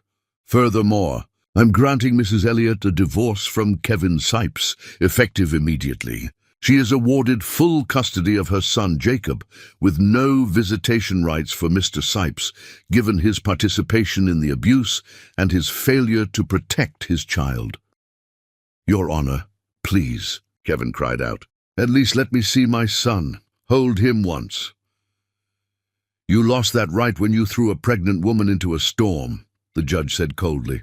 As for Kelly Sipes and Dr. Graham Smith, I'm referring your cases to the District Attorney for criminal prosecution. The charges will include fraud, conspiracy, perjury, and attempted murder. I'm recommending the maximum prison sentence. Kelly's scream of outrage echoed through the courtroom. This is ridiculous. I'll appeal. You can try, the judge said. But I doubt any appeals court will look kindly on someone who paid a doctor to destroy a marriage and then threw a pregnant woman out in a storm. Police officers moved to escort Kelly and Graham from the courtroom. Kelly fought them every step, screaming about injustice and persecution. Kevin didn't fight. He simply sat, broken and defeated, watching his mother being led away in handcuffs. But before the police could remove them, Kevin stood and tried to rush toward where Sherry stood with Donald. Please, he shouted. Please just let me see Jacob. Just once, he's my son. Two officers grabbed him, holding him back, but Kevin kept reaching toward Sherry, desperate and pathetic. You have no rights to that child, one officer said firmly. You gave those up when you threw a pregnant woman into a storm. I didn't know. Kevin was sobbing now. I didn't know the truth. Mother lied to me, manipulated me. You chose to believe those lies, Sherry said, finding her voice. She stepped forward, looking at the man who'd once been her husband. You chose your mother over me, over our child, every single time. You don't get to claim ignorance now, Kevin. You knew I was telling the truth. You just didn't care. Kevin's face crumpled. I'm sorry. God, Sherry, I'm so sorry. I know you are. But sorry doesn't change what you did. Sorry doesn't erase the scars. Sherry's voice was steady, strong. Goodbye, Kevin. The officers led him away.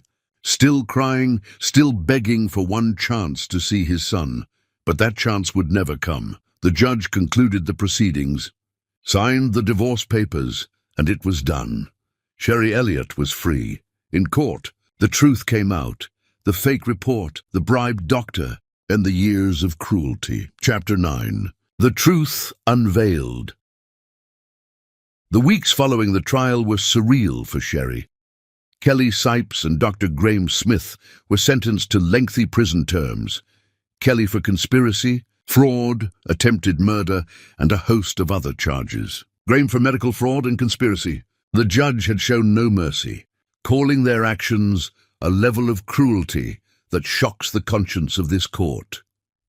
Kevin received a lighter sentence, probation and mandatory counseling for his role in the abuse.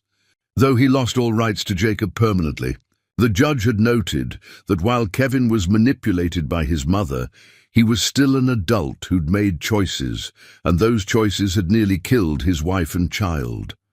The media coverage was intense. The story had everything: wealth, betrayal, corruption, a mother's love, and a billionaire's redemption. Sherry's face was on magazine covers, news websites, television screens. Survivor's story, how one woman escaped abuse and found hope. The truth behind the Sipes scandal. A tale of cruelty and grace. Billionaire's act of kindness saves mother and child. Sherry hated the attention, but Donald's legal team had prepared her for it. She gave one interview telling her story in her own words, and then retreated from the public eye to focus on what mattered, healing and being a mother to Jacob. Back at the Cooper estate, life settled into a peaceful routine. Jacob was thriving, growing bigger and more alert each day. Sherry spent her mornings with him, afternoons in the estate's beautiful garden, and evenings having dinner with Donald, talking about everything and nothing. They'd become friends, she realized. Real friends. Donald made her laugh with dry observations about the world. She challenged his cynicism with her determination to see good in people despite what she'd been through. They talked about books, about music, about dreams they'd given up and hopes they were beginning to nurture again. And slowly, carefully, something more than friendship was growing between them. Sherry saw it in the way Donald's eyes softened when he looked at her, in the way he always made sure her favorite tea was stocked, in the way he'd appear in the nursery late at night when Jacob was fussy, offering to hold the baby so Sherry could rest. She felt it in her own racing heart when Donald smiled at her, in the way she looked forward to their evening conversations, in the warmth that flooded through her when his hand accidentally brushed hers, but she was terrified. "I don't know how to trust again," she told Margaret one afternoon, while the housekeeper helped fold Jacob's tiny clothes. "Kevin destroyed something in me. How do I know Donald won't do the same?" Margaret, who'd worked for Donald for years and loved him like a son, smiled gently. "Mr. Cooper is nothing like Kevin Sipes, dear. He's a good man who's been broken by loss and is learning to live again, just like you."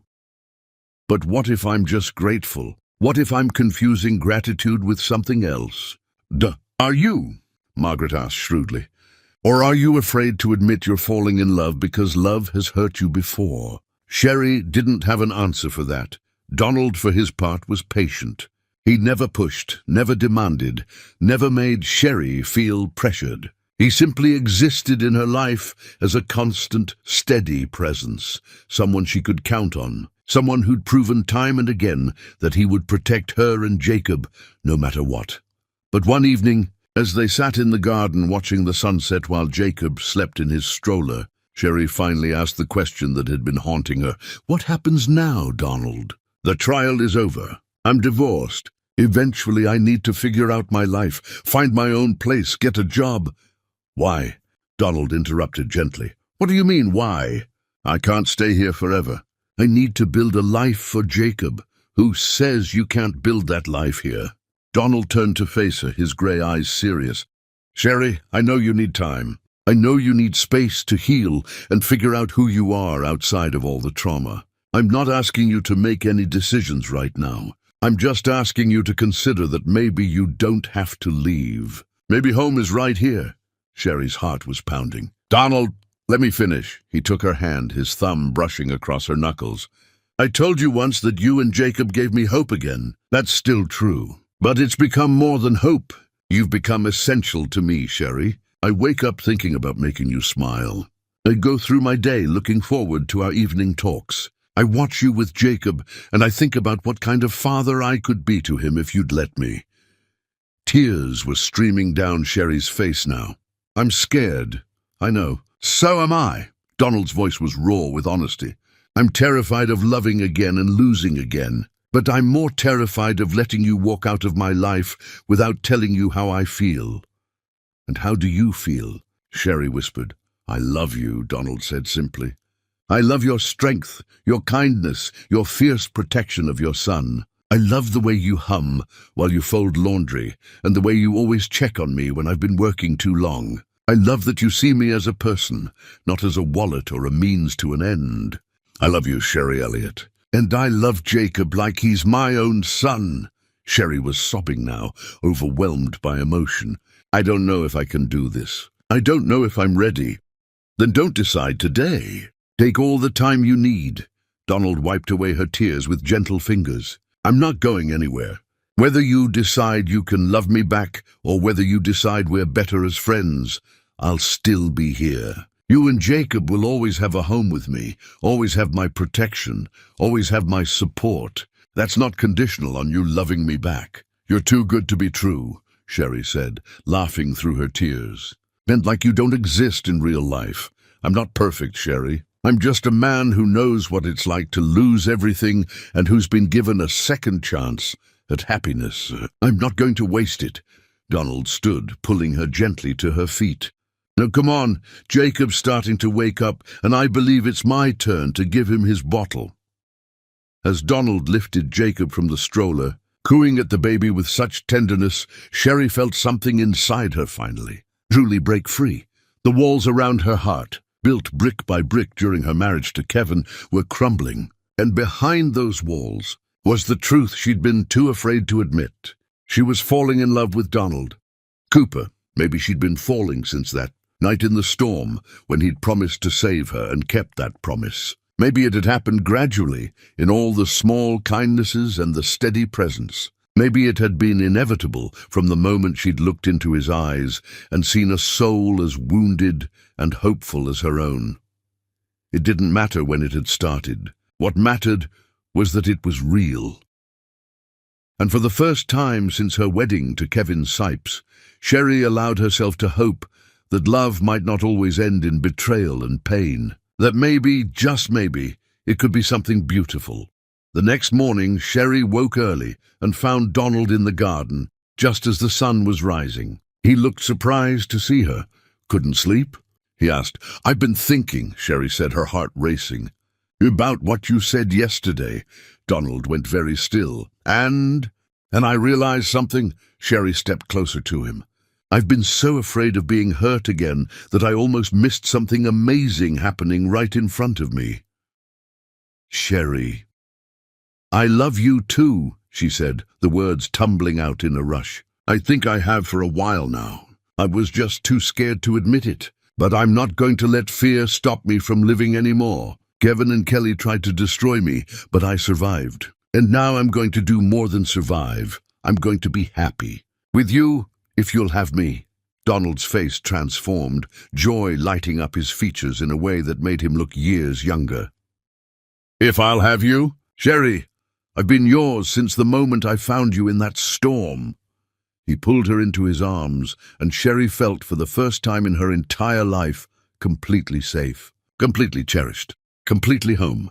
They stood there as the sun rose, two broken people who'd found healing in each other, ready to build a future together.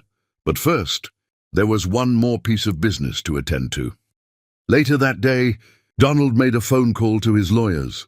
I want to formally adopt Jacob, he said while Sherry listened, tears of joy streaming down her face.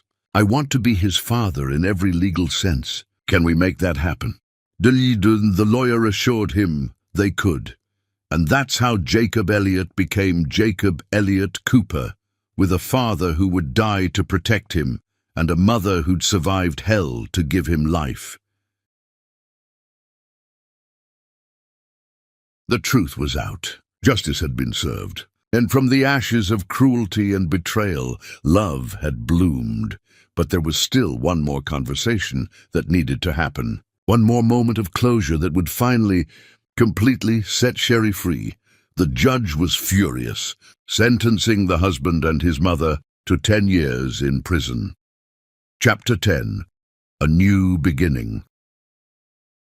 The police station was cold and institutional, all harsh lighting and cinder-block walls. Sherry sat in a private room, Jacob sleeping peacefully in her arms, while Donald stood behind her chair like a guardian. Kevin Sipes was brought in wearing an orange jumpsuit, his hands cuffed in front of him. He looked terrible, thin, hollow-eyed, broken in ways that went beyond physical. When he saw Sherry and the baby, he stopped walking, and the officer had to gently push him forward. Sit down, Mr. Sipes, the officer said, not unkindly.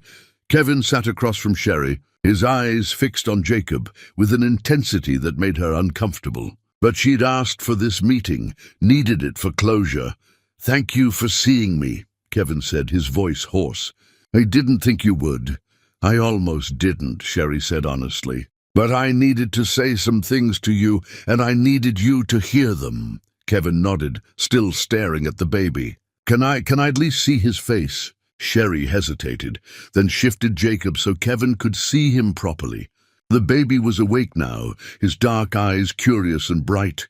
Kevin let out a sob. "He's beautiful. He looks like you." "He looks like himself," Sherry corrected. "He's his own person, Kevin, not a Sipes heir, not a possession to be claimed. Just a little boy who deserves to grow up loved and safe." "I know. God, Sherry, I know." Kevin's tears fell freely now. "I've had a lot of time to think in here. About what I did, what I didn't do, how I failed both of you. There aren't words for how sorry I am." "Sorry doesn't fix this," Sherry said, her voice steady despite the emotion swirling in her chest. "Sorry doesn't erase what you put me through." "But I didn't come here for your apology, Kevin. I came here to tell you that I forgive you." Kevin's head snapped up, shock clear on his face. "What?" "I forgive you," Sherry repeated. "Not because you deserve it. Not because what you did was okay, but because I refuse to carry hate and bitterness for the rest of my life. I refuse to let you and Kelly poison my future the way you poisoned my past. I don't understand," Kevin whispered. "After everything." "Forgiveness isn't for you, Kevin, it's for me. It's me choosing to let go of the pain, to move forward, to build something good with my life, instead of dwelling on the bad." Sherry looked at Donald, who was watching her with pride and love. "I have a chance at real happiness now, real love, a real family for Jacob, and I'm not going to waste that chance by holding on to anger." Kevin followed her gaze to Donald, and understanding dawned in his eyes. "You two are none of your concern," Sherry said firmly. "My life is my own now, and I'm choosing to spend it with someone who values me, who respects me, who would never let me be hurt the way you hurt me." "He's a better man than I ever was," Kevin said quietly, looking at Donald. "Thank you for saving them, for being what I should have been." Donald's expression was hard. "I didn't do it for your gratitude. I did it because it was right." Kevin nodded, accepting that. He looked back at Jacob, drinking in the sight of his son. "Will you tell him about me? When he's older?" "I'll tell him the truth," Sherry said. "That his biological father made mistakes, that he wasn't strong enough to stand up for what was right. But I'll also tell him that you're getting help now, that you're trying to become better. And I'll tell him that he has a father who chose to love him, who's been there from the beginning, who will always put him first." She looked at Donald as she said this, and the love in his eyes made her heart soar. "Can I touch him?" Kevin asked, his voice breaking. "Just once, please?" Sherry looked at the officer, who nodded permission as long as Kevin's hands stayed cuffed. She leaned forward, bringing Jacob close enough for Kevin to reach him. Kevin extended his cuffed hands, touching Jacob's tiny hand with one finger. The baby grabbed his finger, the way babies do, and Kevin broke down completely. "I'm so sorry," he sobbed. "I'm so sorry for everything. I don't expect you to forgive me. I don't deserve it. But please, know that I'll spend the rest of my life trying to be better, trying to be someone you could be proud of." "Don't do it for me," Sherry said, pulling Jacob back. "Do it for yourself. Become the man you should have been. And maybe someday, when Jacob is grown and wants to know you, you'll be someone worth knowing." Kevin nodded, unable to speak through his tears. The officer stepped forward. "Time's up, Mr. Sipes." As Kevin was led away, he turned back one more time. "I love you, Sherry. I'm sorry I never showed it the right way." "I know," Sherry said softly. "Goodbye, Kevin." The door closed behind him, and Sherry let out a breath she didn't know she'd been holding. Donald knelt beside her chair, his hand on her shoulder. "Are you okay?" "I'm free," Sherry said, and smiled through her tears. "I'm finally truly free." They left the police station and stepped out into bright sunshine. In the parking lot, away from prying eyes, Donald turned to Sherry with something serious in his expression. "There's something I want to ask you," he said. "What?" Donald knelt down right there in the parking lot and pulled out a small velvet box. Sherry's heart stopped. I know this might seem fast. I know you've been through hell. But I also know that life is short and love is precious, and I don't want to waste another moment. Donald opened the box, revealing a simple, beautiful ring. Sherry Elliott, you deserve everything good this world has to offer. You deserve love, respect, peace, and joy. Let me be the one who gives you those things. Let me be the father Jacob needs. Let me be your partner, your friend, your love for the rest of our lives. Will you marry me? Sherry looked at this extraordinary man who'd saved her life and captured her heart, at the ring that represented hope and new beginnings, and felt pure joy flooding through her. Yes, she said, laughing and crying at once. Yes, yes, 1,000 times yes. Donald slipped the ring on her finger and stood, pulling her into his arms and kissing her like she was the most precious thing in the world. Jacob, wedged between them, made a small sound of protest, and they both laughed, pulling back to look at their son. We're going to be a family, Sherry whispered. A real family? We already are, Donald said, wrapping his arms around both of them. We have been since that storm brought us together. Some time later, they stood in the garden of the Cooper estate, now their home, their sanctuary, their place of healing and love. Sherry wore white again, but this time it was her choice. This time, the man waiting for her at the end of the aisle looked at her like she hung the moon. This time the vows they spoke were real, chosen, meant with every fiber of their beings. Jacob, now a toddler, was the ring-bearer, wobbling down the aisle with determination, while the assembled guests laughed with delight. And as Donald and Sherry were pronounced husband and wife, as they kissed while their family and friends cheered, Sherry thought about how far she'd come. From the mansion where love never existed to the home where love was the foundation of everything. From the storm that had nearly killed her to the sunshine that promised endless tomorrows. From broken and discarded to cherished and whole. I love you, Donald whispered against her lips. I love you too, Sherry whispered back. Forever. From the storm that nearly destroyed her came the man who would spend his life making sure she never felt rain without shelter, never faced darkness without light, and never doubted she was loved, completely, deeply, forever.